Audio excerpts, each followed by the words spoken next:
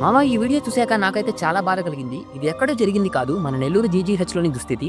ఈ video record చేసింది ఎవరో కానీ కొన్ని లోకల్ న్యూస్ ఛానల్స్ అలాగే కొన్ని ఇన్‌స్టా పేజెస్ ఈ ఇష్యూని హైలైట్ చేయడం నాకైతే నిజంగా చాలా హ్యాపీగా అనిపించింది. ఎప్పుడు మన నెల్లూరులోని ద బెస్ట్ సైడ్ మాత్రమే కాకుండా ఇలాంటి డార్క్ రియాలిటీని కూడా అందరికీ తెలిసేలా చేయడం గొప్ప విషయమే.